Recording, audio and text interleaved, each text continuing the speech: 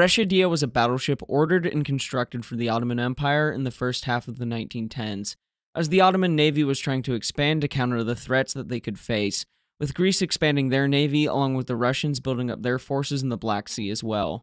The British designers took inspiration from some classes built for the Royal Navy, namely the Orion class from 1909 and the King George V class from 1911. Being finished and ready for service by July 1914, the British Admiralty convinced the Ottomans to wait until the other ship they were constructing for them, the Sultan Osman I, was finished, so the two could sail together. Meanwhile, the British Admiralty had plans to seize the ship in case war broke out in Europe. On Friday, July 31st, 1914, the First Lord of the Admiralty, Winston Churchill, ordered that the Turkish battleships were to be seized, and thus the Reshadieh became HMS Erin. She served throughout the Great War, being part of Admiral Jellicoe's Grand Fleet during the Battle of Jutland. Initially, she was to be retained following the Washington Naval Treaty as a seagoing training ship for cadets. She was instead scrapped in 1922. The story of the Reshadieh began in 1911 when the Ottoman government ordered two battleships equal to any afloat. Provisionally named Reshad V and Reshadieh being ordered from Vickers and Armstrong respectively. Reshad V was laid down in the autumn of 1911, with work beginning at a somewhat slow pace. In the wake of the First Balkan War, the Ottoman Empire was forced to cancel the battleship Reshadieh due to financial struggles they faced. However, work on the Reshadieh was greatly accelerated because of the need for such a ship in the Ottoman Navy. They would also go on to purchase the Brazilian Rio de Janeiro, which I detail in my video on HMS Agincourt. The Ottoman Navy desperately needed to modernize, as they could not compete with some of their neighbors, like the Greeks, who were constructing a dreadnought in Germany which was never finished, as well as purchasing pre-dreadnoughts from the United States, the Mississippi, and Idaho. At the same time, the Russians were constructing new ships for their Black Sea fleet with battleships like the Empress Maria. In the spirit of creating a battleship equal to any afloat, the British designers created a battleship that had similar characteristics to some of their own. R.A. Burt describes it as basically a shorter, beamier version of the Orion class. A big difference between the Orions and the Reshadieh is the secondary battery, having a secondary battery of 6-inch guns as compared to the 4-inch guns found on the Orions. Also, her armor layout was thought to be inferior to other British designs, but based on the thickness and distribution of the armor, it seemed to be on par with most British battleships. Comparisons can be made to other British battleships, like that of the King George V class of 1911, having some differences like a superior 6-inch battery and nominal displacement being the same but on a shorter hull. Still, a difference between these ships and Reshadieh is the main battery guns found on the ship. Although being a 13.5-inch gun on the Reshadieh, they were the Vickers Special, being classified as the Mark VI, with only 10 being manufactured, all for the ship, weighing 77 tons as compared to the Mark V at 76 tons, with the former having a tapered inner A-tube, but generally speaking, the guns were the same.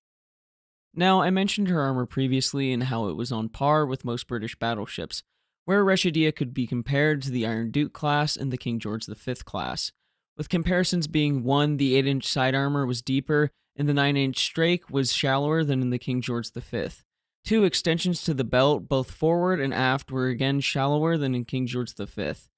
3, deck protection at the ends outside of the belt were placed at the middle instead of the lower deck level, with the extremities of this middle deck sloping down to meet the lower deck. 4, except for the outer faces of A and Y barbettes, the armor was thinner in these locations than in other British ships. 5, battery armor was generally 1 inch thinner than in the Iron Duke.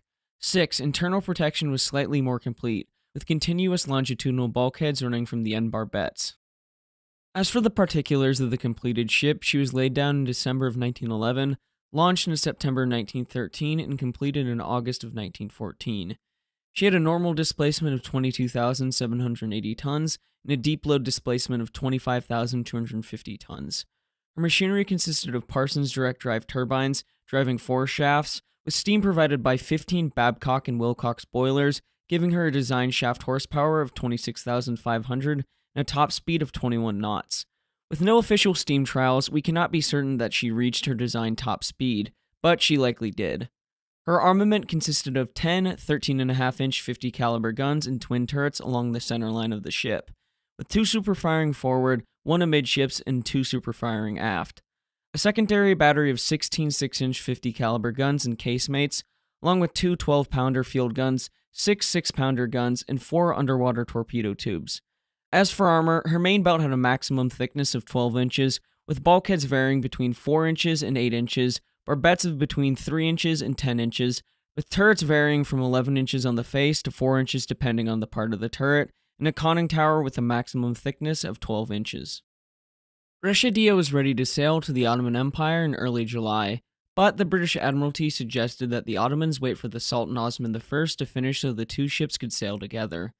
Meanwhile, the Admiralty was giving hints to Armstrong and Vickers that there was no need to rush the delivery of the two vessels, as with the assassination of Archduke Franz Ferdinand and the ensuing July crisis, there was a possibility the British could have use of the two powerful vessels.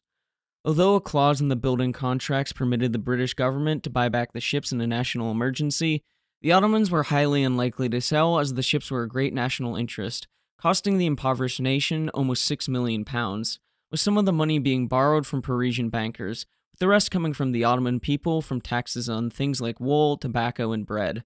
While the civil servant's salary in December were diverted to pay for the ships, almost every Turkish town and village contributed to the fund, with women selling their hair to raise money for the cause. Because of this level of dedication, the purchase of the two dreadnoughts became a national cause, and thus the Ottomans would most likely not sell.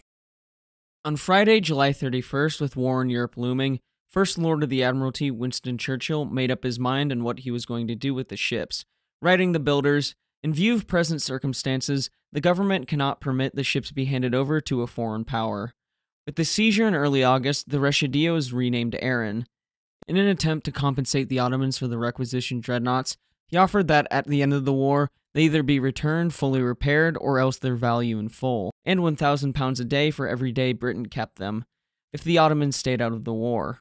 Churchill seemed perfectly fine with the seizure of the two vessels, writing, "The Turkish battleships were vital to us. With a margin of only 7 dreadnoughts, we could not afford to do without these two fine ships."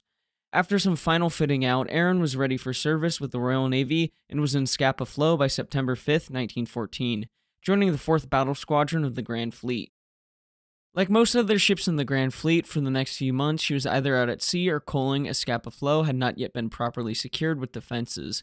Over the coming years, she did typical training, including gunnery practice, as Commander-in-Chief of the Grand Fleet, Admiral Jellicoe wanted his ships to be in working order in case of a fleet action. Erin sortied with the Grand Fleet almost every time they put to sea, and by the time of the Battle of Jutland, she was part of the 1st Division of the 2nd Battle Squadron, because of the similarities, as I mentioned earlier, with the King George V class, and with the loss of Audacious in October of 1914, it was a good fit. Due to her position in the 2nd Battle Squadron, during the Battle of Jutland, she was near the front of the line, but due to the battle conditions, namely smoke obscuring her view, she didn't really do anything of particular note. Following the Battle of Jutland, she returned to Scapa Flow with no damage and continued to serve until the end of the war and was present for the internment of the German High Seas Fleet. Following the war, she joined the Home Fleet as part of the 3rd Battle Squadron, but by October 1919, she was in reserve. There were plans to retain her following the Washington Naval Treaty and refit her into a seagoing training ship. However, Thunderer was chosen instead. By May of 1922, she was placed on the disposal list and was scrapped in 1923. I know this is not what the typical videos have been as of late, being longer and more detailed. However, I'm trying to get content prepared for when I'm gone on vacation, so you all will have something to watch from me. So if you'd bear with me, I'd really appreciate it. I'll have an announcement video about my vacation, as I will not be putting out typical videos, simply due to not having enough time to do so. But thank you all for watching, and please remember to like and subscribe as it will help the channel to grow. Until next time, my friends, have a great day.